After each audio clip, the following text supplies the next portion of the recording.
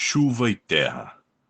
O olfato fica alerta, que alegra o coração, percebendo logo uma bela precipitação. Nesse momento, a terra começa a umedecer, exalando aquele perfume que nos acostumamos a conhecer. As bactérias dançam na presença da água, liberando geosmina, aquela bela reação química. Com uma simples precipitação, a chuva namora com a terra, nos fazendo lembrar de como a vida é bela.